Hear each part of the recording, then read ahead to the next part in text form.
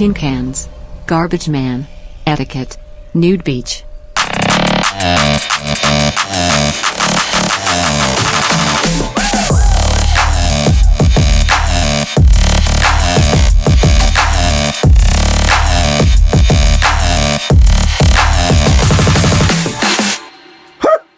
We finally got a nice even number. I know, feels nice, right? Feels really nice. Yeah. You sound a little scruffy though. You sound like a 5 o'clock shadow, like a guy. That's a good. You sound like a guy that's like he woke up in the morning and he's got his briefcase, getting ready to head to the office. He's looking through the newspaper, but he's like, I don't feel like shaving today. Yeah. And so it's just kind of like That sounded like I was opening up like a teenage romance novel. Like he sounded like a 5 o'clock shadow. And that's hot. Because I got it. I know exactly what that guy sounds like. Yeah. I'm sick as fuck. Yeah. But that's all right. Bad time to be sick as fuck, considering 4th of July is probably my favorite holiday. At the time that we record it, we're before 4th of July, and gosh dang it. You may have blown hands off by the time this comes out. Yeah. I mean, one thing I've learned about Washington is you can't light off your own fireworks. Even at Liberty Lake. You celebrate freedom. Yeah. Like the whole thing is about being free, and you're like told you can't do it.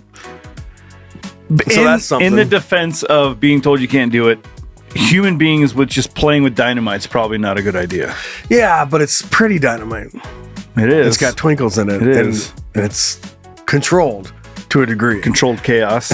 Yeah, What I learned today is Liberty Lake is not named after Liberty. It's named after some jackass with the last name Liberty. Uh-huh. That's a letdown. That's a letdown. It is. It's not like a whole freedom stance. Shit.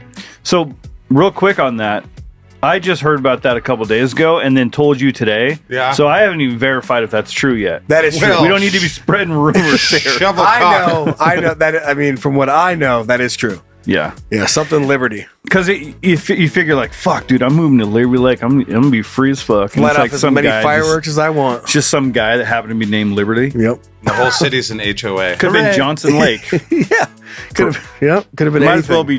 And then Liberty Lake's not even in the city of Liberty Lake. It's actually county owned. Yeah. It's a whole fucking shit show out here. But the end result is I can't let off fireworks. So, Yeah. So here we are. Well, I mean, you could. I mean, yeah, we just got to face the consequences. What would your HOA say about that? To the fireworks that I would normally light off? Yeah. Probably not great. What about the little tanks where they? Oh, no one's going to care about that. Or the little worms that? And I still got some left over, stashed away for a good time. Yeah. Got a couple fountains. Oh yeah. Oh, made me even more sick just saying lighting off a couple fountains instead of illegal mortars. So What? We don't spend a lot of time on this, but that was one of my. So my uncle. Sorry, we're gonna hear a lot of that today. It's all right. Back to you. My uncle, who lived on the lake, he would go to Montana and spend $3,000 to $5,000 on fireworks every year, and come back with just a fucking artillery of stuff. It's the way to do it. We would get like M1000s. Yep. Put them in in a sandwich bag, light it up, throw it, and it would just sit there on the lake, and then just make a nice bomb and shoot 50 feet in the air. And so fun. Yeah, then we get in a boat freedom and rip around the fountain. Not anymore. You're so disappointed by that fountain. Yeah, it's pretty sad. Doesn't even deserve an M1000. I'm not even going to attempt to go into that this year. Yeah, I hear you. I'm not going to do it. I don't even like it. I don't even like it anymore. It's just be disappointing. You had an update on your sketch picture. Yeah, we're not there yet, but you are on the hunt. I have people scouring hard drives. I'm trying to get someone on the inside to see if the image is still up on the wall. Still hanging out inside the ABC affiliate. Yes, because if it is, then I will be having them take a picture and send it to me, and I should be able to show it. I want to, believe me, I want to see this just as bad as you do. As much as the next guy. As much as the next guy, which happens to be you. I'm next in line. Because I can sort of visualize it. I can, enough to be like, oh yeah, that's kind of what it looked like. Can you recreate it though? Maybe that'll be the answer. Maybe we just got to get Brian back down to the courthouse. to pretend he's a sketch artist and see what we can get. Yeah. We've been talking about this because of the Diddy sketches. Yeah. Yeah, I saw the last one that came out, and it made me think of you immediately. I wish I could show my skills in a real setting like that. You know, something that meant something, you know? We'll just add it to one of the goals of a honkathon is a live, like, Bob Ross drawing session. Yeah. Speaking of that, the honkathon is on. Thank you to everybody that is subscribing on Patreon, becoming part of the gaggle. Patreon.com/CanYouDon'tPodcast. We're trying to reach some different goals. And as we hit them, we will do them. At 400, we have Get a Silly Goose Tattoo. We are so pumped. We're in constant communication. Jay, I believe is his name. Jay. Who we're figuring it all out. See, he's a tattoo artist, and he's got a mobile unit heading over here, and he will draw on us. So once we hit that, we'll get that done. 425, Brian is going to get his eyes checked. 450, Joe and Brian are getting a hot air balloon ride. We're not going to talk about that. We've been discussing that at length. At 475, Zach gets his own camera. And at 500, there's going to be a bonus extra Patreon episode a month, which is more of the show that you love, just exclusive to the gaggle. And we'll add more and more goals as we head through the honkathon. But there you go. Send in your content suggestions. Petty beef. No, you Dick. sound terrible. Thank you. You sound terrible. I mean, but using modern technology, I just want you guys to know that if my voice gets too just annoying, first of all, hard, It's getting there. unbearable to listen to, I do have this for the rest of the show. Oh boy. Ha ha ha ha. Brian, that is so funny. So if you end up having to drive it, Ha ha ha ha. Brian, that is so funny. and I have a whole text box so I can type in my responses. But for right now, It's Ha, ha, live ha, and ha. ready to Brian, that is so funny. hot. yeah. I mean, literally. I mean, anything. Let's just take a look here. Here we go. I mean, it might take me a little bit to get my response, but here's another one that I'm working on. Whoa, that's crazy. Whoa, dude, Whoa, that's so crazy. Wow.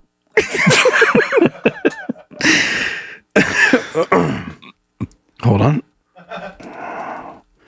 It's hard to type with. Here we go. You can take it from here. But anyway, so that's all. That's pretty fun. That's ready to go. You send in your content suggestions to heyguys at CanYouDon'tPodcast.com. We do have some new merch. We announced the return of the Spin the Wheel. That's going on right now at CanYouDon'Podcast.com. Between now and my birthday, August 12th, if you buy merch off CanYouDon'Podcast.com, you'll be automatically entered for a chance to win $150. Joe's gonna be 40. I know, it's a big one. It's a big day. In the giveaway, we have this wheel right here. And as you know, if you've been listening to the show, we have divided this beautiful color wheel into different quadrants. We have sweatshirt, t-shirt, and miscellaneous. Sweatshirt has the most pies, the most cuts, and then t-shirt's next, and miscellaneous. And then we'll spin the wheel, whatever it lands on. We'll go into the back end, you can see everybody who's bought in certain pieces of merch. And then we'll use the randomizer and find somebody and select their name, and you get $150. So if you want a chance to win any of it, then you buy one of each between now and my birthday, and you will 100% have a chance to win. But this is our latest merch design for sale. Hell yeah, dude. Damn it, dude. Do you want to explain it? Yeah, so it's a Megadeth spoof. Yeah. So we got the Can You Don't in the Megadeth font whoops. with the old embossing and the shiny metal letters. Yeah. And then it's got a fiery fucking hot air balloon. And then what's his name? What do they call The him? Megadeth mascot? The Megadeth mascot guy. Dave Mustaine? Yeah. That was funny. The little skeleton guy that they use as their mascot. He's in the basket. Okay. And just fucking like, just metal hands. Yeah. And there's a flame fully engulfing him and the entire balloon. Yeah. And then it just says, "It's me again" at the bottom. I probably can't do that right now. I mean, it could be funny. Hey, me. It's me again. Ha ha ha ha. Brian, that is so funny. It's gonna be a good day. Yeah. So we were thinking it could be fun to do some. I mean, it's we've been joking about Megadeth shit for a long time, and this just felt right. I was putting the stuff in there, and then it was like it made sense to just do something. What's more metal than a fucking hot air balloon on fire? Nothing is more metal than a hot air balloon on fire, especially consider the circumstances and the the high stakes of the honkathons. Yeah, that's what it. Yeah, good stuff. Ugh, there's a lot. It's all intertwined. It's all right there, It's baby. like foreshadowing or something. It is. Yeah. Well, God damn I it. hope not. Zach, don't. You can't just You're say not stuff. helping. I'm not. I tried last week. Now I'm not. All right, should we start the show? Shit. Yeah. All right, dude. let's roll it. I'm not going to yell. Zach. Hey, shut up! Start the show already! Okay. I can do this without my voice. Go ahead. You want to? Oh, yeah. You want to read it? Thought you were gonna do something cool. No. All right, this is sent in by our son Earl. There. Yeah. I know it's Errol, but Yeah. I like to say Earl. My name is Errol. That doesn't work. All right, you ready? Yeah, I'm ready. You need a break? I'm right here, baby. Okay. Would you rather have to talk to everyone no matter how near or far with 2 tin cans in a string? If everyone can visualize remember what that is like. You sure can. I feel like that's like a Leave It to Beaver type thing, right? Like that's, Like no matter. Yeah. There's a lot of funny in there. Okay. or be constantly threatened with human gestures by wildlife every place you go. Ha ha ha ha. Brian, that is so funny. What's your initial thoughts? Well, my initial thoughts are like close distant tin can. Like this? Like imagine doing a podcast, but we're just talking into cans in a string. I mean, and then obviously sex, right? Like You like me? You fucking like it? you fucking yeah. You want me Oh, to I can come do in? that one. Yeah. And you fucking like it when I'm coming in. You want me to come in there? Just with the tiny tin can thing, Yeah. like you're fucking and like you're tapping the can. You're like, and she's like like, she's fumbling for it. Where's my can? And you're It's like, under your pillow. You're like, put it right here to your ear. And she's like, she puts it up there, and you're like, you fucking like it. She's like, yeah. She turns it around and talks into your mouth. She goes, no, you have to. Yeah, speak And you're into the like, can. and you put it up there, and she goes, kinda. I mean, this is kind of awkward. And you're but like, can you do it? And yeah, well, you don't fucking love it. I bet you I'm gonna fucking come. Oh my god, I'm gonna fucking come. The cum part rushes up, and like she doesn't have time to grab her tin can. She goes, "You didn't tell me." You're like, "I tried." you're supposed to tell me. I tried. That's the worst. Over. Oh yeah, over. Because I think if I remember correctly, it's like the ideal situation would be like 2 houses next to each other. One going in between the windows, right? Like you have a can in your room, and in your room, then it goes across to your friend's house next door. That's like the setting. So think about phone sex. Yeah, phone sex is cool. Like you fucking dude, is your dick out? but you have to rig up the longest tin can situation for some phone sex, right? Especially in today's dating age, right? Like, I mean, let's put it like in a comprehensible mileage. Let's say that, so Cassie and I met. I'm in Coeur d'Alene, she's in Spokane. So we got 45 miles of tin can line. And I mean, it goes well beyond that. You gotta bury it. Right. So in order to have phone sex, I have to set up like a tin can network. I got to go and I got to rig it up. By the time you get that all done, she's gone. Yeah, she's over it. You're talking to an empty can. She's moved on to someone who has a phone. You're just like, hey, You fucking, hey, Cass, you there? my dick's out. She's already moved. Some guy wanders in and picks up a can. What's this? It's vibrating. It's like, Oh, picks it up, puts it in the ear, and it's like, you fucking like that? Cass, I know you can hear me about to come. And he's like, what the fuck's this all about? He goes, she's like, it's a long story. Hey, hon, what's here? Hey, hon, I think it's for Take a you. listen. I think it's for you. Hey, fucking, want me coming in? You want to fucking come in the can or where you want it? And it's that tinny voice. He's like, wee wee wee. Yeah, it's like echoey. Wee wee wee wee.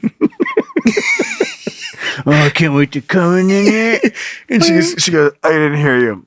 You say it again, and you're like, what's that? I'm like a big cutie.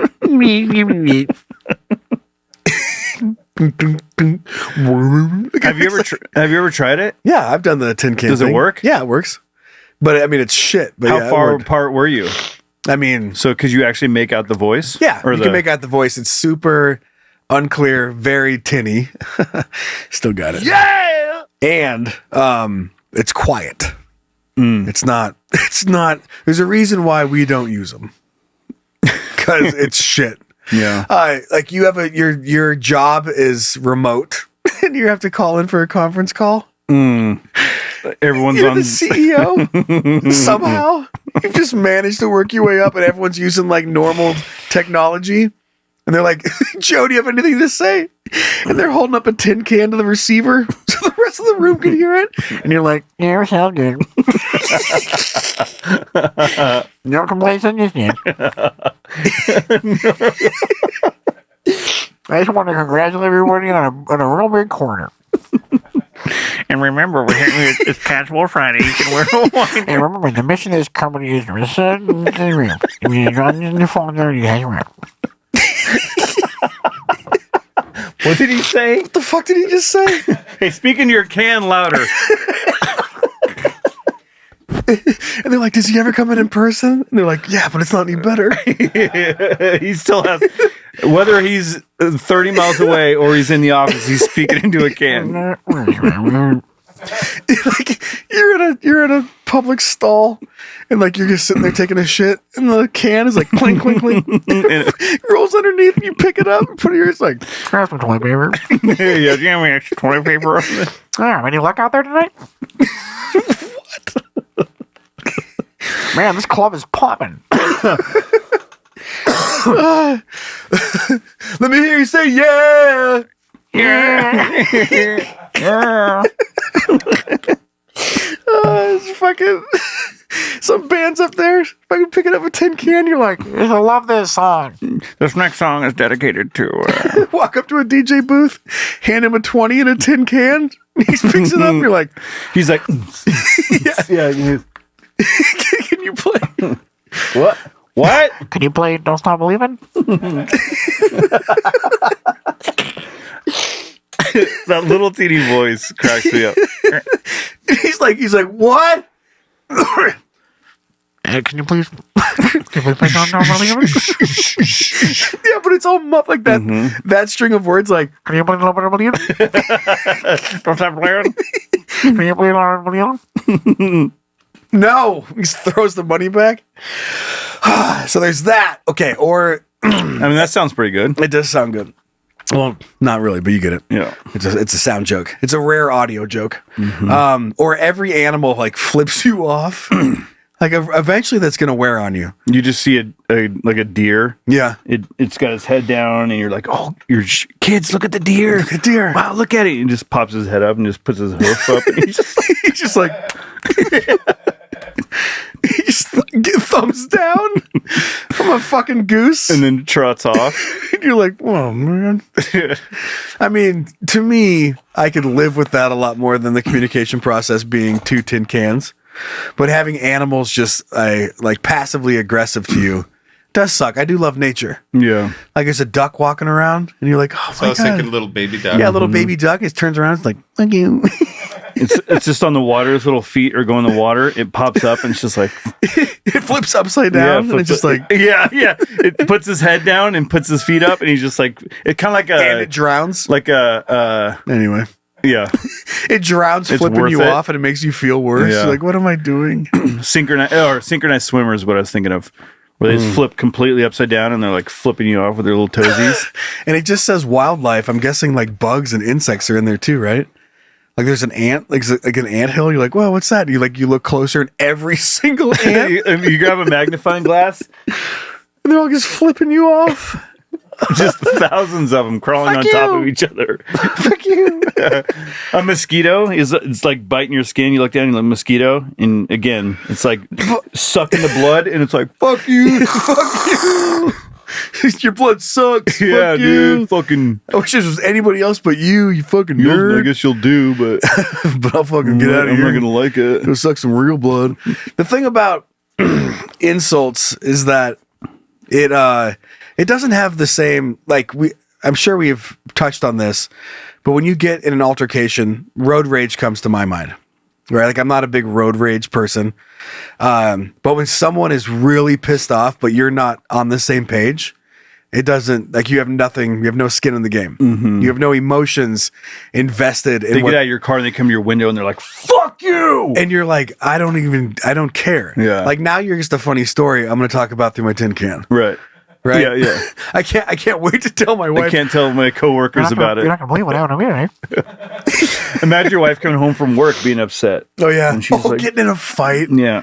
Oh, man. I just don't think that you don't know it. You don't take me for granted. And I just don't think. I just feel like, Wow, that sucks, hon. I just feel like my guy really wants to have my feelings. What? What? Makes her more upset. I just don't feel like I really want to have my cakes. What? He's not a very good listener. Yeah, he's not a very good listener. Can't understand he never what you're takes saying. he never takes the tin can off his mouth. He's a terrible listener. Therapy session with a fucking tin can. Oh my god. A little role playing. Yeah, so I mean, just straight out the gate here, I'm picking getting flipped off by animals. Yeah, it'll hurt your feelings a little bit, but only if you let it. I mean, it would suck when you're with your kids. Like, let's say you go to fucking Yellowstone. Yeah, but how often that compared to just talking in general? No, I know. I'm just saying, like, it would suck for you, but like, it's really when you have little kids and you're like, look at the bison. look at the squirrel. And he's like, because we have squirrels in our backyard. You feed him too. You're like, oh my god, Yay! Roger's back. Bird comes out of his birdhouse and he's just like, fuck you. He like flops his dick around. Yeah, he's like smacking his ass and fucking Yeah. flipping you off, and you're like, fucking weird cardinal. I mean, that in itself would just be so entertaining to watch an animal Yeah. show, like, instead of, because animals usually they lash out by like attacking you or whatever. Yeah. But if they didn't do that, they just fucking like cussed you out or whatever. Yeah, I just gave you a little word. Mm-hmm. Yeah. Like a bear. Yeah. I mean, I'd take that over being attacked. Yeah. Yeah. A Ha ha cow. ha ha. Brian. That is so funny. I'm just picturing a cow. Like Yeah. you're driving, you're driving down the road and everyone's, when everyone sees cows, they're like, oh my God, cows. And you're driving by and there's like, and they're chewing their cud and they're Fuck you. Yeah, it would be a bit much. But I think on the back end, or the most important thing for me is that I'm not mad at that cow. So now it's just funny. yeah. Like, watching a fight from a distance is entertaining. Getting punched in the face is not entertaining. Right. You get it. yeah. All right. I'm picking that. Zach? Yeah, I'm picking the animals. Okay. Animals for sure. You could get kind of at the point where you're like, fuck you guys, dude. Like, what are you flipping me off for? Yeah. What did I do? What did I do? What am I Then you doing? hate nature. Yeah. I mean, if you're a farmer, You're flipping back off. hey, The you're cow flips you off. You're like, fuck you. I'm Yeah. going to eat you later, like, bitch. you supply their food and water, and then you flip you off the whole time. Yeah. Yeah. Imagine you're a cat. Like, you give them water and you're like, Well, oh, you cats do. are that way anyway. Yeah. Say it's your dog. You're like, oh. They're more loving. You want to eat some food? Yeah. You food. Give them your food and you walk off and look back at them. It's just like, fuck you. Fuck you, nerd. Yeah, it'd be hard to keep feeding Thanks that for the dog. water, nerd. Yeah, that would suck. I get it. I Yeah. get it. All right, let's move on to the next thing. Okay. Hey, Zach, will you do it, please? Hey, Hey, what's up, babe? what are you thinking about? Nothing. Actually, you know what? I'm thinking about a lot of shit. What are you thinking about? What are you thinking about? Had a nice little cough fit Yeah, you did. on that last one. I tasted it. Am I doing good? Yeah, you're doing great. Okay. I wouldn't My know. teeth hurt, I wouldn't know that you were sick other than you just sound terrible. so I'm killing And it. you're like, you sound annoying, which makes me want to punch you a little bit. Yeah. But Okay. other than that, you sound great. That's fair. Thanks, man. Always come to you for a little lifting up, you know. This goes back a couple weeks from the time that we're recording this podcast, but I'm not sure how much we've talked about this, but Pepper, like my little protege, right? Like I'm not even sure if Ezra likes music. Like that's such a weird thing to say, but he doesn't give a fuck about music. He does more. He's playing drums. I think that it's gonna work out for him. Like he is starting to find that. But growing up, like I was like, "What's your favorite thing?" He's like, "I don't have any favorite music. Like I have a favorite sprinkler." Scoreboard. Like, we can't jam over that, dude. But Pepper has always been very musical and loves it. Started off because of my taste, and then loved like metal and harder stuff, and then she veered from the holy path, and she went to a lot of pop shit and rap, and I was like, fucking lost another one. Gotta bring her back in. Yeah. And what I did is not do anything, and then just be here for her when she came back. Yeah, because you knew eventually she'd come back. Yeah, I mean, I always come back for more. I had that too, you know. You got to find out who you are and what you like. Yeah. You can't, if you just listened or did whatever your parents did, then you're not going to grow. So now her big thing, Grow Joe. She's, I mean, heavy into metal. Like not like the super heavy stuff, like metalcore, but also a little poppy for my like. But what I'm getting to with all this is that just a couple weeks ago, I took her over to Seattle, and it was actually her Christmas gift. So she's been waiting a long time. Her birthday gift was Deftones and Mars Volta, and that was a fun show. And then her Christmas gift was Pierce the Veil and Sleeping with Sirens. So both those bands, just for me, their voices are too high. It's just not, it doesn't work for me. And I have some favorite bands that have very high voices. And if you listen to the metal stuff, like, I guess best example would be like Seosin. Like his voice is high, but the way they do it isn't the same or as poppy as like Pierce the Veil or Sleeping with Sirens. But we go to the metal show and we stay at the Silver Cloud. Hell yeah. Right. So it's right across from the WAMU Theater, which I've never been to the WAMU Theater. I had no idea it was that fucking massive inside. Have you guys been to shows there? No. It's fucking huge. Like it is one of the, like, it's just an empty, gigantic, I mean, it has to be like a fucking $30 to $40 million complex. And it's attached to CenturyLink or whatever it is now, Lumen, where the Seahawks play. So it's a way, I'm guessing, for them to make money when the Seahawks aren't playing football. Oh yeah, so I'm looking at pictures right now. I mean, it's fucking huge. So so for this particular, they're not going to leave the seats in for a metal show, but I think there was like 6. Yeah. So look at the floor. Like it's like there's 6,000 people and everybody is on the floor for this show. It's like an arena, but you would normally just have like an arena show, but there's no seats around the outside. It's just a massive concert venue that they can adjust the inside depending on who's playing. So it's a metal show. They're going to take the fucking seats out, and that's what we were doing. So anyway, what I'm getting with all this is Pepper and I get over there. We check into the hotel, and she goes, "There's going to already be people in line." And it was like fucking noon, right? The show didn't start till 7. And I was like, "Pep, I don't care if there's like some people in line right now." I was like, "I'm not going to go sit 7 hours. I'm not going to go sit on the fucking sidewalk." Or doors at 6, show at 7. And I was like, "I'm not going to go fucking sit down on the sidewalk for 5-6 hours just so we can get in there. Like it's an open floor. Like we'll figure it out." And I was like, there's probably what, maybe like 100 people down there that showed up super early. She goes, "Yeah, okay." So I take her, we go to dinner and fuck around for a little bit. And then now we're 2 hours before the show. So it's like, or doors. So it's like 4 o'clock or something. And I was like, still a little bit early. I was like, but you know, it is her Christmas present. Back to the old days of standing in line. And we walk around the corner of the hotel, and I look over there, and I'm not even fucking kidding. You guys know how big an NFL stadium is? It went from the front door of where we're supposed to be going to a concert to the other side of the stadium and around the corner twice.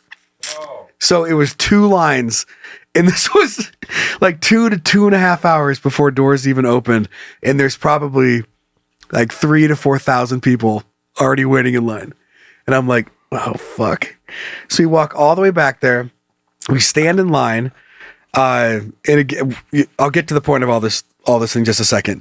And we're standing there, no fucking water, no food. I mean, there's no fucking beers. There's nothing to fucking do. But just stand there with a bunch of goth kids, 13-year-old girls. yeah, and then also dads, and you'd see them, you'd be like, I get it. You get it. And like Pepper, she's so pumped. She made us like custom T-shirts for the band that had lyrics from their songs on them, and everyone loved them. So like she's making friends and talking. And you're looking fucking ridiculous. Just fucking. You're a grown man wearing this shit. But I'm doing it because I love my daughter, right. and I'm also remember what it's like going to metal shows. Yeah. So anyway, as you can imagine, that long in line, I have to pee the second we get in there. Okay, so we get in there. I have to go to the bathroom. Pepper wants to go like right up front, and I'm talking to her the whole time. I'm like, Pep, like this is a long time. Like this is a lot of people. Once you fight our way up there, like we can't ever get out, or else we're never going to make it back in. And she goes, okay, yeah. And she's never been to a show of this size. I don't think you get it. You get it. I was like, you don't have to pee. And she goes, no. And I was like, okay. So do that. And then I hate this part. When I was a little kid, dude, fucking walk my ass up to the front and fight my way through. And now I'm a grown ass man being like, excuse me, excuse me. To all these little kids. Well, I mean, and inappropriate because Pierce the Veil's not new. Like they've been around for 15, 20 years or something. I'm not sure. But for the most part, younger, they appeal to the TikTok generation. But there's also people my age. And I'm just like, well, excuse me. Like chaperoning. Past you? And I hate that person. And then I had to be that person. We walk up there, we fart our way up there. And then we were probably halfway through the first band, the opener. They were also good. And I was like, oh shit, like we're stuck here. And I just realized like how loud it was. And it was like, so much of my life was about this music and going to concerts and doing exactly what I'm doing. And here I am at 39 years old. And I'm like, I fucking hate this. Like, it was, all the bands were great. Great show. I mean, they were a little too loud. My fucking ears hurt. Fucking Pepper's having the time of her life. Whenever she looked over, I was like, yeah, like, having fun. And she'd look away and I'd be like, like, dude. You just want to get to the hotel. Dude, I just been standing up for fucking 8 hours in this sweaty ass fucking pit. Cause like, Pepper at one point, like almost passed out. And I was like, Pep, and she goes, we can't leave. And I'm like, yeah, but we can't if you're gonna die. And she goes, I'll figure it out. I was like, well, I'll die here. And I was like, well, quit jumping around. I was like, that's your problem. You're exhausting yourself. Like, calm the fuck down. And by the end of it, she was so dead. And I just got reminded that I will never do that again. Like, it could have been my favorite band of all time. It could be Thrice. It could have been Killswitch. I'm never going into a fucking pit and standing there through multiple bands just so I could be super close. I'm fucking done. Yeah. And that was a great line to show me that I'm there to appreciate the music way more than the experience at this point. Yeah. Like, I just want to watch you guys play, but I have no business being up there. My ears rang for fucking 3 days. Like, an obnoxious amount. My legs hurt. My calves were cramping up. The most unmetal shit you could do. And talking about your back problems at a metal show. That was my. I was like, yeah. I was like, dude, this is a great song, but you guys have any ibuprofen? But she had a blast. But I will never take her to a metal concert unless she has a friend with her ever again. I can't. I'm too old to be your friend at a metal concert. Yeah. Like, that's almost a great T-shirt right there. Yeah. Like, I'm too old to be your friend at a metal concert. I'm gonna hang back. I mean, like, I'm gonna hang back. I'm gonna be like within like eyesight of the bathroom, so I can take a pee. Maybe I'll get a pretzel. You don't know me. Get a pretzel or like some French fries. But I'm not standing up here ever again. It's so funny how your priorities change and like what you're willing to do. I remember I'd go to Ozfest every year. Yeah. And one of my first times, I was 17, 18, whatever it was, to see Sabbath. And we had been there all fucking day. And we're in the pit the stage is right here. I can see Ozzy's fucking nose hair. And the crowd, I'm not even standing on the ground. Yeah. Like just hovering floating above in the crowd. And it was kind of scary, but fun and all that. And then we went, 10 years ago, Amber and I went back to the Gorge where we did all that. And I was standing in the general admission, and Alice in Chains was on there, and like Like, this is Jane's, a good Jane's time to get a addiction and pretzel. stuff like that. And we're down in the general admission, and I'm just like lifting up my leg, like doing this. And the people were drinking like right behind me. I'm like, fuck, I just wanted to shut up. And it's like, I mean, this was a difference of, 12 years or something. I don't even remember what it was, but it was Really like does 18 change to things. 30 was like, what the fuck? Like, I just rather go sit in the grass. Yeah, just just enjoy it. Yeah. God, and especially now, like I don't know the last time I went to a big venue, and because it's just not worth it. Yeah. Because you end up sitting so far away, and then like you just want to go home. You know what I mean? Like When you start getting worried about parking instead of you're what like, song they're going to end with. Exactly. Like, should we leave early so we could beat the rush to get out of here? Like, Or should we stay here and hear Rooster? yeah. It's weird how all that stuff plays in. When you're with you're young, you're with your friends, you don't give a shit. No. But I mean, that's the way it is with everything. I used to drive to Seattle to go to Mariner games 5 hours, and we're driving till 3:00 in the morning, get home, go to sleep, wake up, go to work. It wasn't a big deal. Now doing something like that, I'm like, no, I will pay $500 to stay at the Silver Cloud, the hotel you're talking about, and get a coffee and drive fresh home in the morning. They take a dip in the pool on the 9th floor. Yeah, exactly. Little rooftop pool. Get a coffee the next day. Really feel refreshed. Really let the experience settle in. Yeah. That's how it is, man. I know, just so old. So, but think about this, like when you're like, think about Slipknot, a band like that. Okay, I am. So when the first time supposed to be hard? The first time I saw Slipknot, they were on the second stage at Ozfest, I think, in 2001, whatever the fuck it was.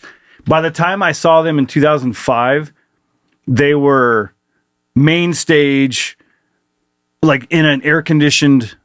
Impenetrable, force. And it was this weird thing. Like there was something. When you're young and you're like, it's sweaty. They're sweaty. We're sweaty together.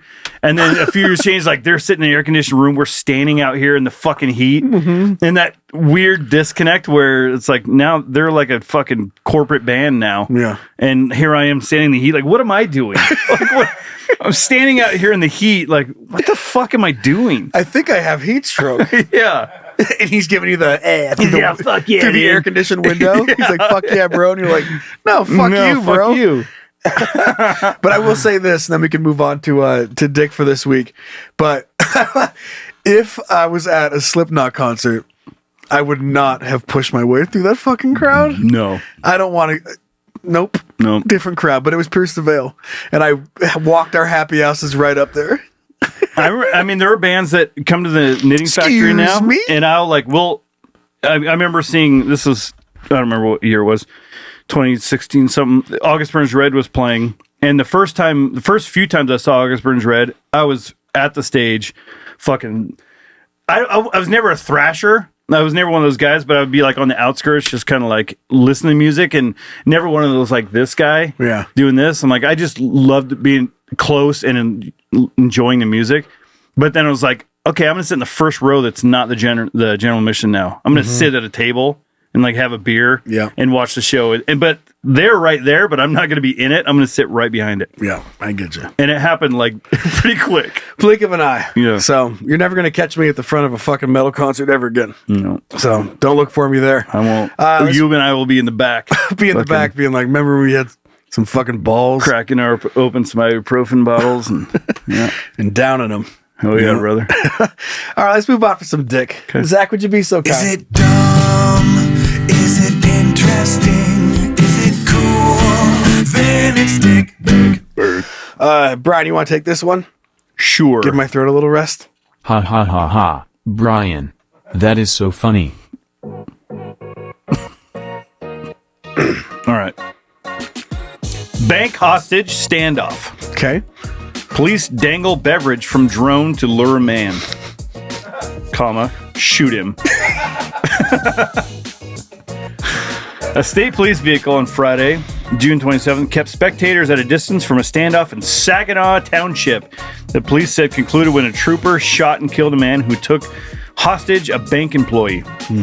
The hostage was freed, but sustained injuries. Okay. So basically what happened, the state police used a beverage dangling from a drone to lure a would-be robber during the hours-long hostage standoff Friday evening in Saginaw Township Bank. We already said that. Yep. The man took a mercantile, however you say it, bank employee hostage inside the building at 5444 State Street around 5:30 p.m. I was State wondering where police that reported on X. I was wondering where that bank was. Now I know. It was crucial. The bank is located along the Saginaw Township busiest commercial districts, about a half mile of State Street from the center of Weineke roads. Was shut down in traffic by police for several hours. Okay. Keep in mind, this is several hours. Yeah, it's a big for deal. a standoff. Yeah, this is huge. Spectators watched from a distance as a drone hovered above the area of focus. Police asked spectators to stop filming as the drone lowered toward the area of the bank. Nothing to see here. Yeah, it's just dangling some soda. Put your phone away. Nothing's going to happen. Nothing crazy. Promise nothing's going to happen. What's the worst that could happen? Put your phone down. No, knowing damn right what they're about to do. Oh, God. The drone was used to deliver a beverage to the suspect as police negotiated with him. When he exposed himself, the trooper was able to take a shot. I know that's not what they mean to say. Yeah. But I just visualize that now. He's like, when you fucking think about that? Just get shot with his dick out. Do you want this Coca-Cola? Do you want this dick? Oh, fuck. The bank door opens and gets a little tin can with a string comes dangling into the fucking lot. You pick it up and he's like, I'm never coming out. Yeah. All right, cub, you'll never take me alive. Never take me alive unless you bring me a Coca-Cola. We'll see what we can do. We're going to get something. What? I'll see what we can do. Pull the string tighter. There's too much slack in the line. He's got to be tired. The vibration is going to handle it. and they go and pull him out. They pull him out through the door. Boom. Works every time. Well, hell, that worked. That wasn't the plan, but well, fuck, free soda. Try it. Okay. Spectators heard an explosion at 8:05. Ambulances drove to the area, focused immediately after. The man was killed while the hostage was taken to the local hospital with non-life-threatening injuries and is in good condition, Vetter said. Yeah.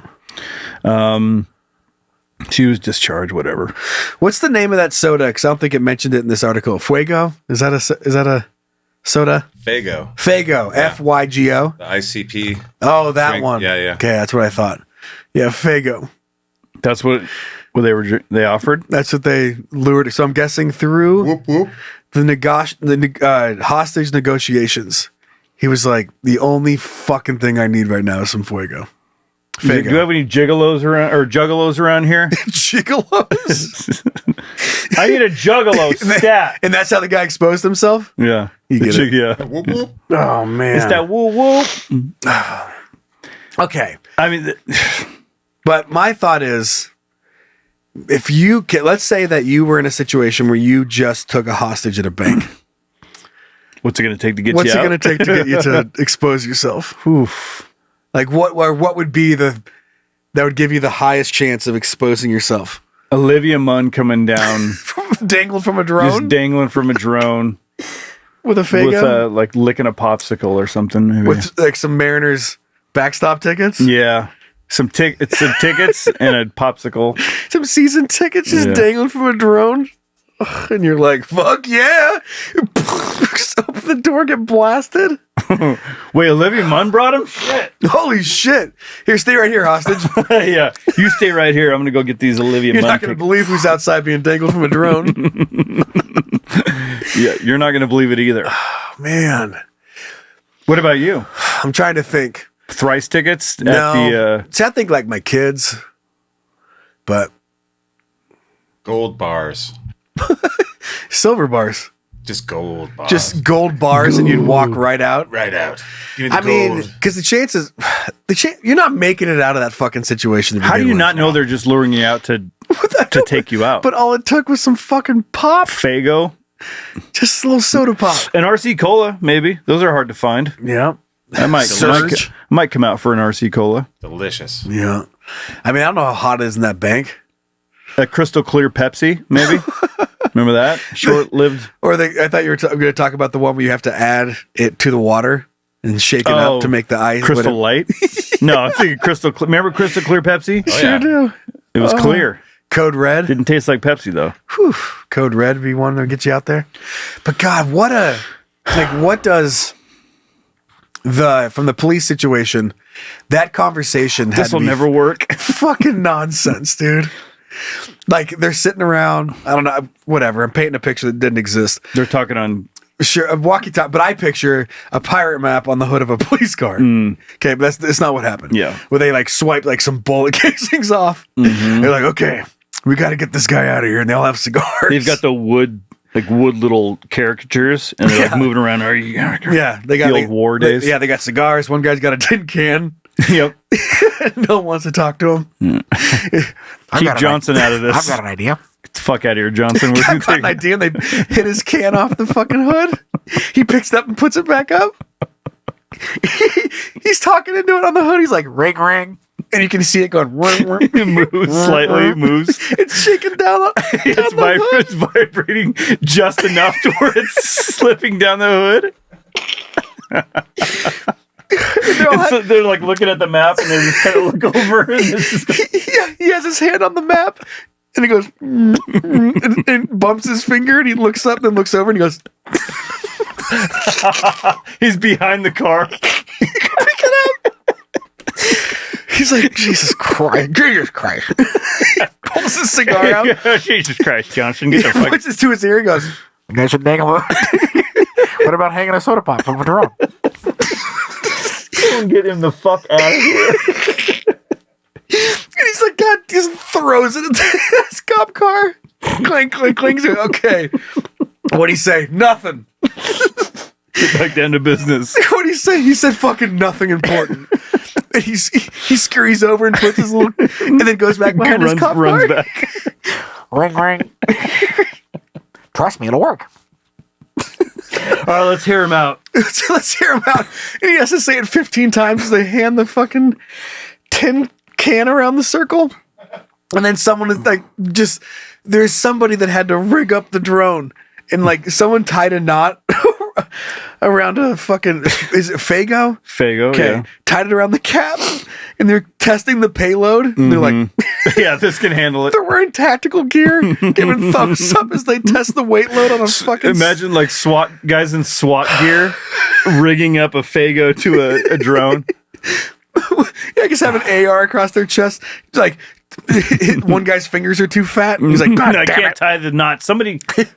My fingers are too fat to tie this fucking knot. Over. Rather be doing anything else than this. He's like, have you asked Officer Peterson? He goes, no, can you bring his tin can over here?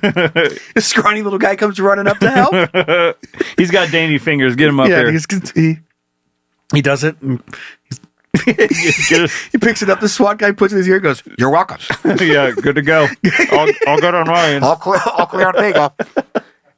Runs back into the bushes. All right, take it up. Take it up. Oh my God. But that whole like trying to keep that. And then it worked and then they fucking got him. But my goodness. Oh, okay. Of all the things, like we went in there to rob a bank and all it took was a soft drink. Soft drink to get him out. Yeah. He's in there for the wrong reasons. Didn't have his heart in it. No. Didn't stay focused on the prize. He did not. Also didn't have a very strong exit strategy. No. He went in with zero idea. And got one hostage and then got shot over a soda pop. Yeah. Yeah. Not great robbery skills. So let's move on to this next one.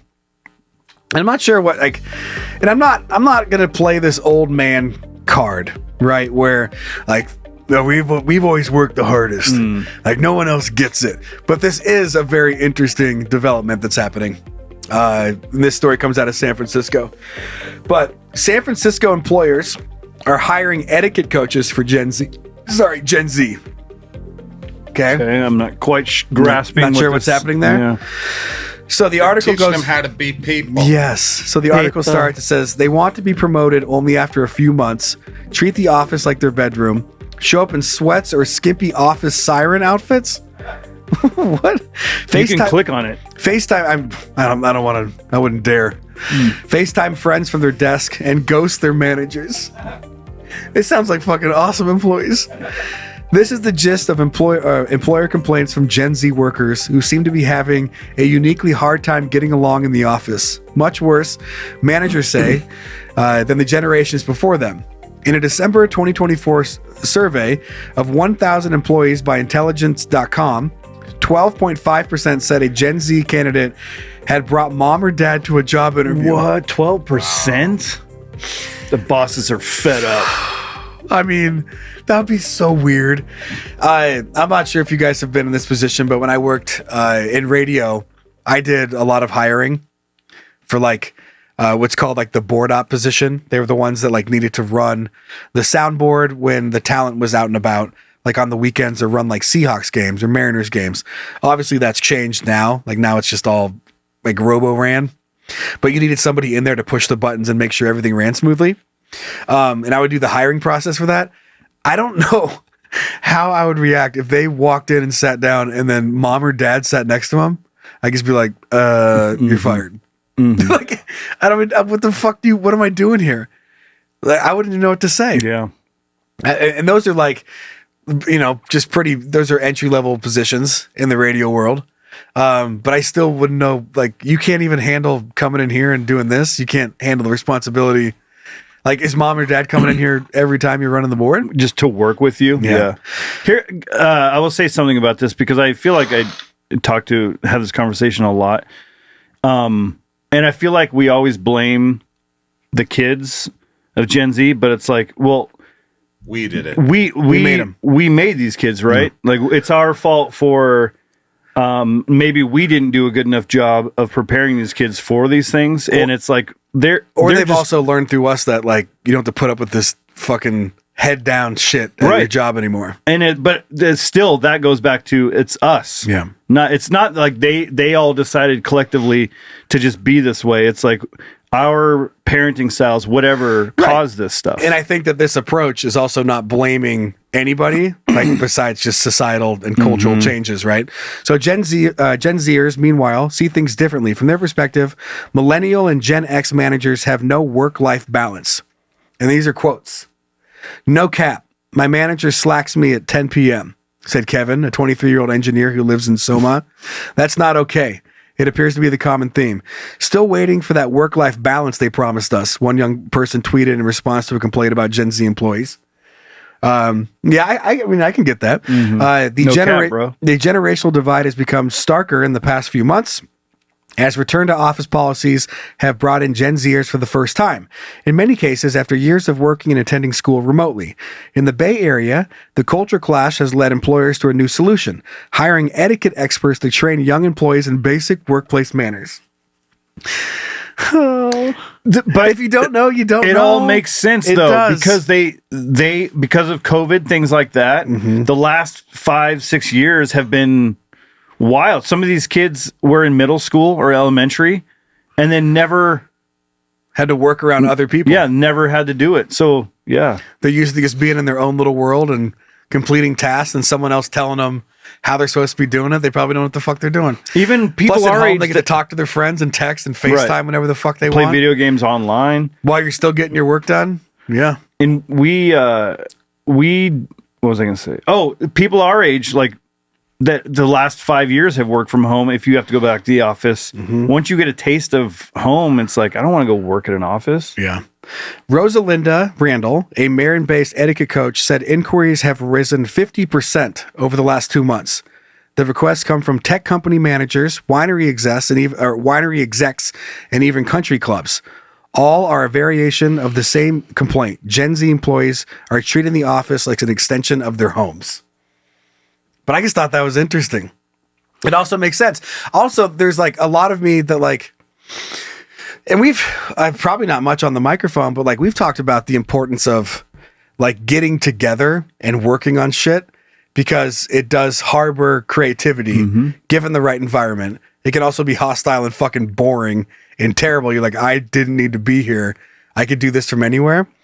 But I definitely see how someone who has been raised in this, like, I can do this from literally anywhere. Why the fuck do I have to be here and interact with these people? Like you're forcing me to interact with them, This and could I have been don't need to. This could have been an email, Sarah. Yeah. Well, exactly. and everyone, the employees are always like, we're a family here at Johnson Industries. You know, it's like, we're a family here.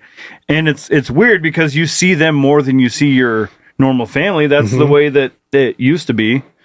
And so why not treat it like an extension of your home? If I'm your family, I might as well. And then this little excerpt is more about parenting, I would say, than anything else. But it says, so Miss Randall, she tailors her presentation towards clients' biggest complaints. One Bay Area tech firm asked her to address personal hygiene because 2 new hires did not shower or change their shirt for weeks. Weeks. I like your shirt. And they're like, thanks. And they just never changed it. Do you still like it? And they didn't want to deal with it, so they hired me, said Randall. She made her presentation to all new hires and added slides to hammer home the hygiene point. But goddamn, it is so funny. I don't know. I guess thought it was a little eye-opening thing. So what's weird though is you think of like our parents or our grandparents. Of course, boomers when they see this are going to be like, "What the fuck is going on?" Because the tech gap and the mindset gap is so different. Because when our parents went to work, that's what you worked until you died. That you get out of school, get out of high school, you get a fucking job, you work, you don't complain about it, you go home, you eat, you go to sleep, you wake up, you do it again, and then eventually you retire and then you die. And like that's not an exaggeration. That's the way it was. So now people are seeing it a little bit differently. And I think our generation started seeing that, and it's somehow been it's in whatever, like we talk about it all the time, and I think the effects of that are happening to the next generation. A lot of jobs feel like adult Yes, daycare too. I agree. I Wow. agree as well. Exactly. They've got to feel like it's a little daycare-ish when your job could be done by an email, but instead you have to come in for a 5-hour meeting. A lot of it is like stupid. So I mean, a lot of fake jobs out there. Yeah. I fucking hated going to an office. We used to, friends, you'd sit around like, God, I wish I could get a job where I could make livable wages and do it from anywhere I want to. We used to sit around and talk about all this kind of stuff. And then COVID happened and it was like, shit, see, you actually can do this. What is your... Yeah, that's true. Crazy.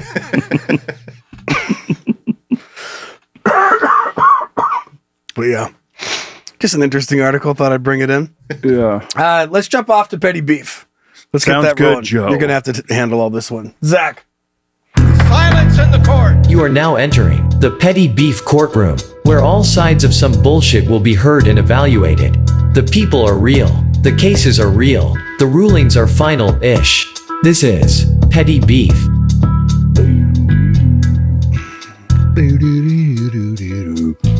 All right. This was sent in by our son, Jack. Hey, daddies, Brian and Joe and Uncle Zacky Poo. Your name was in all caps, though. Brian! It's not even Brian, it's Brian. No. That's so, look at that. The Y and the A are so far apart. I have a pretty lame petty beef for you. I was going to make a corny poem, but I don't feel like it's right now, so rain check on that. I don't feel like it right now. Yeah, I don't feel like it. That's what I said, wasn't it? It wasn't even close to what I said. No. Because I'm an idiot. I can't read. Yeah, you're working on it. Into the petty beef, though. So in order for this email to make any sense to you, Jesus. I can't take it today. Should we just have the computer read the fucking petty beef? I'm not sure if it'll read all of it. Make any sense to you? No. Since you need to know I'm 16. God damn it. And so in order for this email to make any sense, you need to know I'm 16. Right. Anyway, my mom has this tendency to not ask me to do things around the house unless I'm either finally doing something I want to or want to be doing, or I'm telling her about something I'm about to do for fun. That is when she ruins my day. For example, I took today off of work so I could hang out with my friend. Okay. I decided that even though she's leaving the house with my sisters for a few hours, I may as well let her know my friend was coming over. Because even though she won't care, it wouldn't hurt to tell her, right? Wrong! She immediately jumps into telling me I need to take out the trash, recycling and cans from our house. I mean, let's be honest. That's going to take you, what, 5 minutes? Okay. Chill out, dude. Kidding. Oh, where was I? Out to our garage, and then do all the dishes that piled up. Okay, that makes more sense. Over the last past days that no one did because they didn't feel like it, and I was working. Then I had to mow the lawn. Yeah, that's a big list. It is a big list. Okay. Finally, as an afterthought, she said the car registration or something, I wasn't really listening, is $100. The car isn't even registered to me, and they make me pay car insurance, which is like $300 a month. Oh, I'm like, hang on. We got Maybe it. lightheaded. It's okay. I'm all sweaty. I guess that might be fair or whatever, but whatever. Anyway, yeah, that's just about it. The only thing I'll add is that sometimes she doesn't ask me to do stuff when I'm already having fun.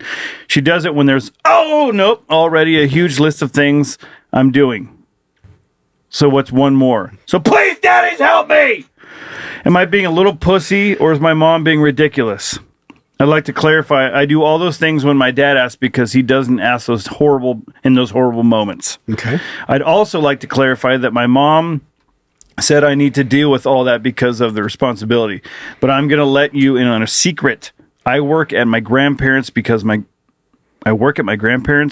grandpa has terminal brain cancer.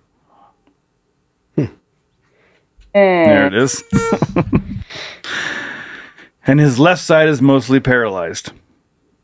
Okay. So I help his 24-hour caretaker get his naked body in and out of the shower and toilet and bed and whatnot.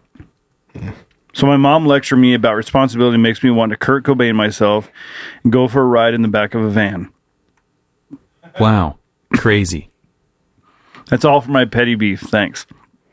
I obviously mentioned my grandfather's current state in the previous paragraph, but I want to take a moment to thank you guys for all that you have done for me regarding him. You've helped me understand that shit is how it is. He's dying, and that's what's happening. It sounds like a kind of dark. I don't mean in a pull and a plug sense. I mean, I'm not going to be sad until he's not here for me to talk to. What? I don't know. Okay. Back to you. I mean it in a I'm not going to be sad until he's not here for me to talk to sense. Okay. Everyone I talked about it. Oh my. What's happening? I just hate reading so much. I hate it. Wow. Crazy. Everyone I talk to about him is just like, oh, I'm sorry, that must be horrible for him to go through.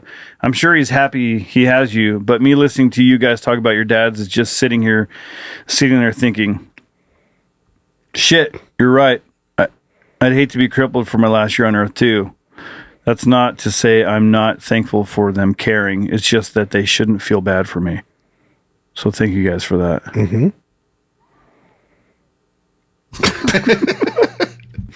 You have to focus so hard on reading, you can't have any emotion. I don't. I'm trying like so you don't know what to do. I don't know what to do. You're reading words and they should make you feel something. I'm focused so hard. And this, just real quick. Keep going. Don't mention it. Keep going. It's going to tell you all about it. Okay. So far, thank you guys for that. Truly, I've been listening to Joe since his dumb days, and he has loved every second, and have loved every second of Can You Don't. There's no family I'm prouder to be a part of. Oh, yay! Much childly love from one of your younger kids, Jack. Sending on an iPhone, so I don't have what. So I don't Jesus! know. Like you just replaced 4 words with a word that wasn't even there. Like. You just skipped 4 of them and put in half, which isn't even close to any of them. You just skipped them and decided half was it. Setting on my phone, half. God damn it. This kid's pouring his heart out to you. You just making shit up. The fuck are you doing? God.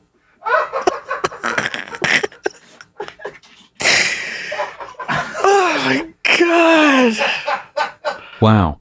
Crazy. Fuck. You can do This it. is hard. Oh my god. Sending on my phone so I don't know if the font works, but it's supposed to be Comic Sans, so Brian can read it. Nope. Dude, I feel like it made it so much worse. And I'm glad he said that, because I was going to say, Joe, you don't, like, why is this in Comic Sans? I'm usually a little stickler for formatting. No, but it worked out better than it possibly could have. That was awful. I'm sweating. That was so uncomfortable. Wow. That was awful. Good stuff, Bri. Thanks for really driving the message home. All right. What do you have to talk Jack, about his grandpa? Jack, we love you. That is annoying. I think what he's describing, he just doesn't know if the experience yet is marriage. Like, I think it's it's a whole common thing where, like, you just sit down and someone's like, "Oh yeah, can you go do this?" And you're like they just saw you relax, and then they have to ask you to go do something. But this whole situation, like, that is frustrating. That'd be fucking annoying. But I get the parenting side of it too, because you're asking or you're like doing something that's outside of, like, parents have to do all of this shit all of the time. So the fact that you're with no thank you, with nothing. So the fact that you're looking to step outside of that and have that means that you didn't ask, hey, is there anything I can help with? Like, that changes everything. Right. But he also mentioned that dad doesn't wait until, like, just being reminded. So it sounds like mom is being reminded that you're not helping out around the house, and then tack shit on while you're trying to go do something for entertainment or fun or whatever, just being a human. And then dad just asks you when you're like at times that are not like that. But mom gets reminded of it when you're asking to go do something or you're leaving to go do something. She goes, yeah, sure. But uses it as a qualifier that if you're going to go do that, then you need to help me do this. She probably does it to the husband though too. And so he didn't mention it, but it almost sounds like maybe they're separated. Oh, but I don't think. Well, maybe that's why. That's what I'm getting at. He said, "Dad asked me, and I have fucking no problem doing it." Yeah, he doesn't ask me like the second I'm like, "Hey man, I'm heading out the house." Like, okay, before you leave, can you mow the yard? Mm-hmm. Right. Fuck you. Yeah, bad timing. Like, timing is everything when it comes to these types of things. Or prepping. I've learned a lot of that where you don't need help right now, but like, for example, we're recording this and I know that we're going to need a lot of stuff to do. So I will like prep the kids and be like, hey, you guys are coming over, but we have a lot of things we have to get done tonight. And you do this like 6 hours ahead of time, then they know. Plant a seed. There's going to be shit that they have to do and they don't have a chance to bitch about it because you give them a heads up. Yeah. So I feel for what Jake's, I get what you're saying, but I think that's what it is you are escaping something that she has to do nonstop. And you didn't offer to help or do anything until that moment happened. Communicate with her about that, probably. Yeah, I think that might. And if that doesn't work, then just fucking move out. Move to join the circus. You got it. Just kidnap your dad. You guys kidnap your dad and get out of there. But also, did his mom ask him to do these things a long time ago? And then he didn't do it, and now he wants to go do something, and she's like, well, did you do the things dishes that you were supposed to do earlier? At least that's not the information we just got. But I feel like he's a 16-year-old kid, and he left that out because he doesn't. Because I remember doing the same thing. Like, I was. Like, maybe I can get the fuck out of here before I go bring the cows in. I remember getting home and wanting to go do something. Like, did you do your homework? Well, no, but you're supposed to do your homework before you go do shit. And it's like, I didn't do it. Now I'm pissed that I can't go do that thing because I have to do my homework. Do your homework. Yeah. So I feel like there could be some of that. And I remember being 16 and going exactly through that sort of thing. So. Yeah. And probably there's that learning curve where you think you're doing a bunch until you grow up and realize how much adulting actually fucking requires. You're like, no, I'm doing a shit ton. You're like, are you? I mean, we're not saying that you're not giving us all the details, Jack, but is that the situation? All I can say is perspective changes a lot of things. And having been a 16-year-old and also having been a parent, you realize the things that you didn't know before you had kids of your own. And then so when you're a parent and your kid's 16, you're going, will you take the fucking trash out? And they don't do it. And you're like, I asked you to take the fucking trash out. Yeah. And the kid's like, but I wanted to go do something. Why'd you have to ask me now? It's like, I didn't. I asked you several times earlier today. I ask you all the time. You should just do it all the time. Whenever you see it full, take it the fuck out. So I'm sorry we can't jump all on your side, Jack. Yeah, this trial is going to need a continuation. Yeah. But call us in 10 years. Give us some details. Hey guys at CandyNoPodcast.com. Let's take a look at a wild story for some Hooray We're Not Doomed. Okay. All right, Zach, play it, baby. So you're telling me there's a chance? Hooray, we aren't doomed. Yeah! Not sure if you guys saw the headlines on this guy. Brian, I'll read it. Thank God. So a father jumped into the ocean to save his young daughter after she fell overboard from a Disney Cruise Line ship on its way back to South Florida. Talk about a terrifying fucking situation, dude. Prompting a dramatic rescue at sea, according to passengers, videos posted on social media, and a statement from Disney Cruise Line. It just said, "Make me, bitch. Make me, bitch." The incident happened Sunday aboard the Disney Dream. Oh, boy. As it sailed between the Bahamas and Fort Lauderdale. At first reported by The Street, don't care. The child went overboard during the final leg of the cruise, and her father immediately leapt in after her. I would have done the same thing, man. What are you supposed to do? You're just going to wait for someone to go take care of it? I have a thing I'll bring up to you. Passengers who spoke with CBS News Miami said he treaded water for more than 10 minutes. I mean, in the ocean, salt water, that helps you float a little bit, right? An emergency alert sounded through the ship as crew members launched a rescue boat and tossed life preservers into the water. The ship was moving quickly, so quickly, it's crazy how quickly. God, is that Trump reading that? It happened so quickly, crazy quickly, amazingly quickly. The people became tiny dots in the sea, and then you lost sight of them. The captain slowed the ship and turned it around. And turn this bitch around. He was like, I'm going to wait for him to disappear over the horizon. And I'm going to turn this ship around. Bitch. And then they deployed a tender ship with people on it to go get them. And we saw them rescue the dad and the daughter, passenger Laura Amater said. The Disney Dream docked at Port Everglades early Monday morning after a 4-night Bohemian cruise. The identities of the father and daughter have not been released. So there is a TikTok video, but it's not like there's anything crazy in it, but you do see him getting rescued, which is awesome. But no, what I was going to say if I was on a cruise ship and it was like, let's say it was like me and then Cassie and then one child, I'm going in right away. But if it's like me and like 2 of my kids, does that change your thought process, or do you leap out of there? Because they always say, wait, what? Okay. Did I not do a good job with that? Still got one kid. One of the kids failing, but the other one's still the up other there? One's still with you. Do you then be like, do I turn to Ezra and be like, I might be back, and then leap off the fucking cruise ship? And then now he potentially doesn't have dad around? Well, it's not about him not having dad around. It's about you losing your daughter. I understand. Thanks, Brian. This is a thought experience. Our thought experiment, the number one thing they say is don't go fucking try to save somebody, right? Who's drowning.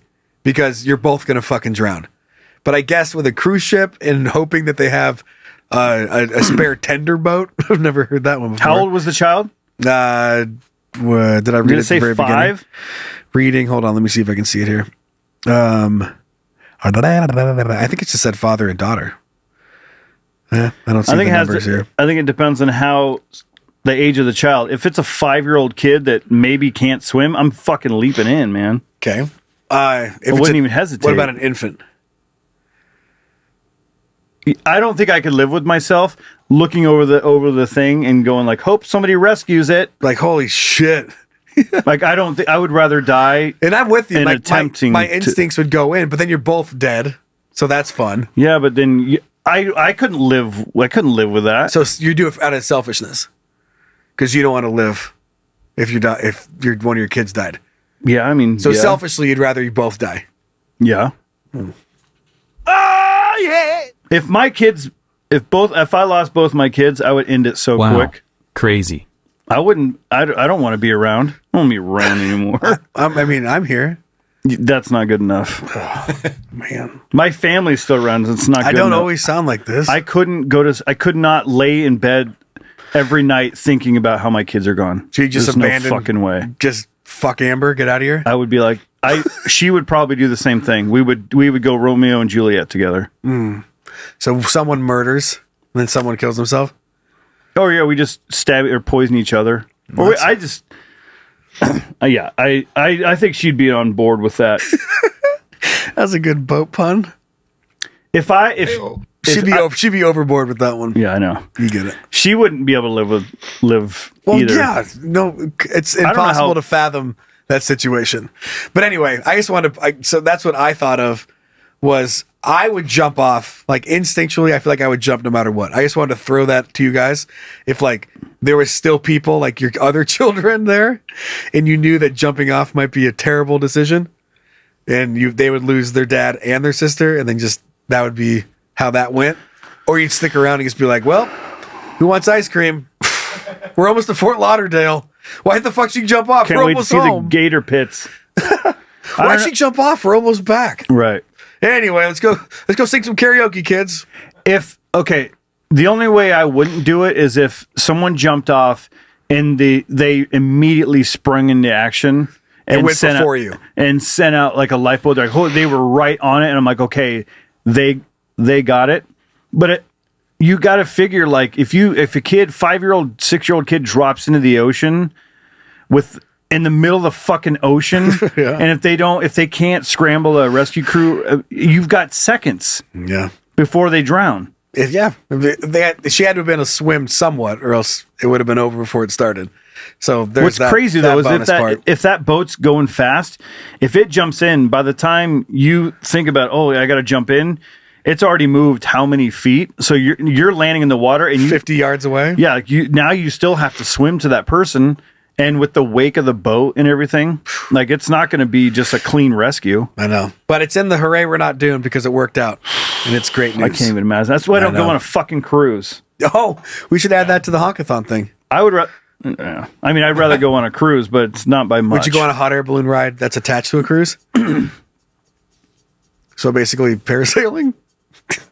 That's not scary. Scratch that idea. All right, let's take a look at something that was that would seem less scary over the ocean, I think. Because it would put out the flames. Because you can jump out and have a chance of surviving in the water. Yeah, I mean, you still hitting the water, still like hitting pavement from a certain height, but yeah, there's something about it. Maybe there's something there, huh? Let's take a look at something on the internet. Zach, please, thanks. The internet is pretty wild. Depending on your browsing habits, you can either experience something super cool or go to prison. Crazy, right? Let's check it out together as a couple. Hey, look what I found. Yes, that's awesome. Brian can't read. That's funny. Thanks, man. So this was sent in by our son Bart. This is pretty Callie funny. Matson. I want to see. It could be Call. I don't know how to say. K-A-L-L-E. Probably Callie. I think so. Callie Matson. So very funny. But so what happens? This artist takes just like a mashup of pop culture, like either themes or people, and then turns them into like works of art. So this first one that we're looking at here is Buffalo Bill Gates. Mm-hmm.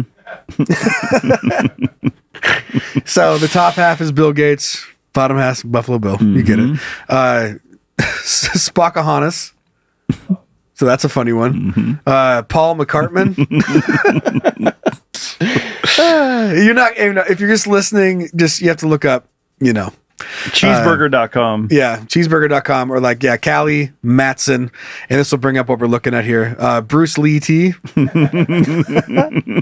But it just combines different names. It reminds me of Ringo Starnold Schwarzenegger. Ringo Starnold Schwarzenegger. Schwarzenegger. Oh, it's so good. Quentin Tarantino Turner. Smiley Cyrus. See? Smiley face. Pretty funny. Alice in Wonderland. Yoko Bono. It's just so. I mean, it's pure entertainment. Stevie Wonder Woman. Yeah. Mickey Mosdong. Oh, Mao Zedong. But there's some good ones. But Bart sent that in, and I figured that was funny enough to bring up. Marilyn Monroe and Atkinson. Rhiannibal Lecter. Oh, come on. That's good. That's good stuff. I know. It's like making art out of dad jokes. Tupac men. Tupac men. Oh. But there's a ton of them. So again, look that up. Thanks, Bart, for sending that in. Good stuff. Yeah, I thought it was George Michael Jackson.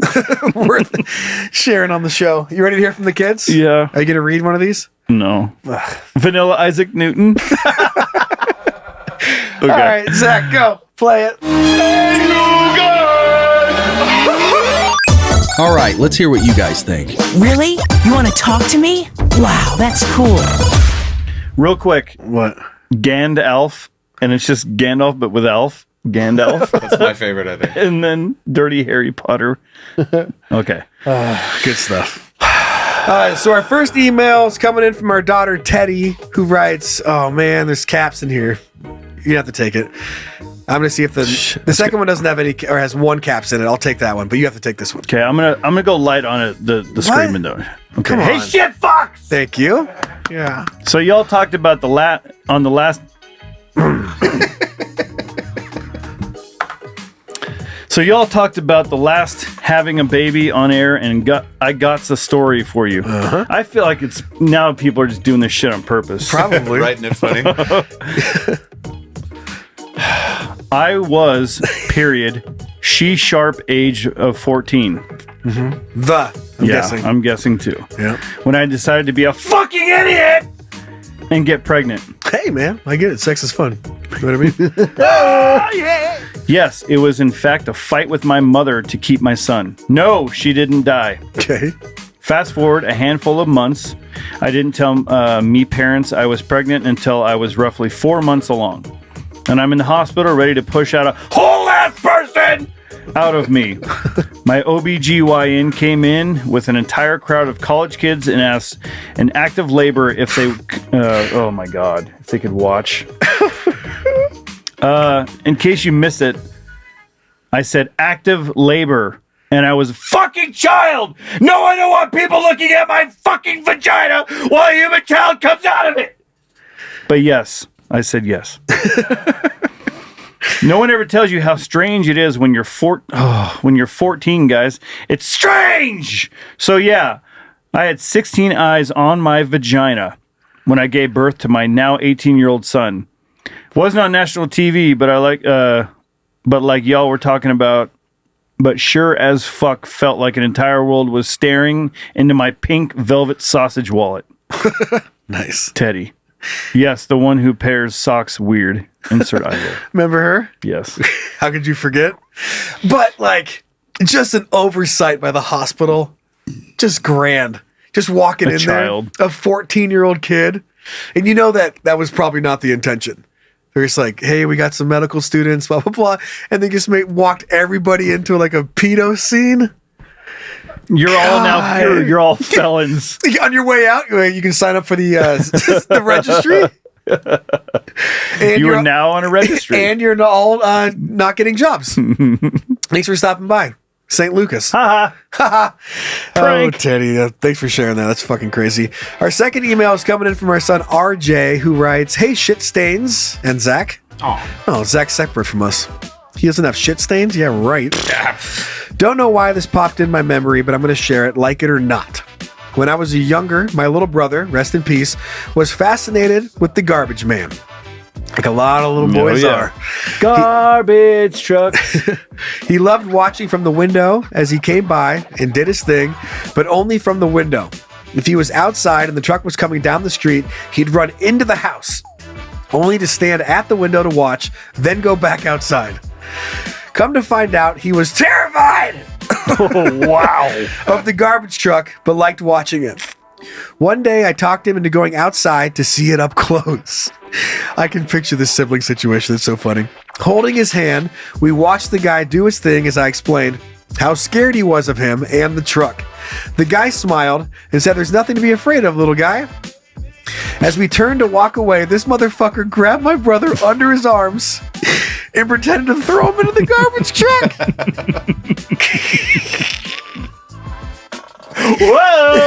Ah, you're dead. You're dead. It's gonna smash you. Don't know what damage that did to him, but he never watched again. It was hilarious. Later, dicks. RJ. Fuck. Poor kid. You think you got it all under control. I can't think of a particular situation, but I know that this has happened a ton with Ezra, especially when he was younger. Like trying to control the situation. You think of everything, and then somebody walks up and does something, and you're like, "You motherfucker!" Mm-hmm. Like we had to try so hard. God, I hadn't considered that happening. Like you just have to wear the big headphones, like to cancel out the sensory issues. Yeah. But like it'd be like equivalent of someone like pulling it off and be like and just screaming, "You don't need." Like no one's gonna do anything, and they walk up like, "It's not that loud." I'm gonna kill you. Just getting that phone at the monster truck jam, and then putting them back on. Yeah. Oh God. Anyway, that's episode 160. Hope you guys had fun. I hope my voice and my sinuses are back to normal by our time recording next week. Something you want to see on the show, email that into heyguys@canyondonepodcast.com. Reminder and a big thank you to everybody that has joined the gaggle, because the honkathon, it is on, happening right now. Head over to patreon.com/canyondonepodcast. You can also find a link in the episode description. Rate and review us when you listen to the show. Check out what Uncle Zach's doing over at scatcast.com. We'll take you. And then a big shout out to the babysitters that moderate the Canyon Dome Playground on Facebook. I think we are looking for some more moderators. So if it's getting a little overwhelmed, getting a little heavy in there. So if you are interested in that, you can reach out and we'll point you in the right direction. You guys ready for a joke to wrap this thing up? Fuck yeah, before dude. my sinuses explode? Yeah, I'm ready to hear a joke. Go ahead. Good God. Wrap it up already, huh? You guys ready? Mm-hmm. Okay. How do you spot a blind man on a nude beach? It's not hard. I could have done better, but I figured that was funny. You guys want to hear it one more time? How do you spot a blind man on a nude beach? It's not hard. Anyway, gotta give us a chance to answer. Well, I didn't have the time to write the prompts and to tell that guy to stop reading so fast. All right, off to the bonus stuff. Brian, do your thing.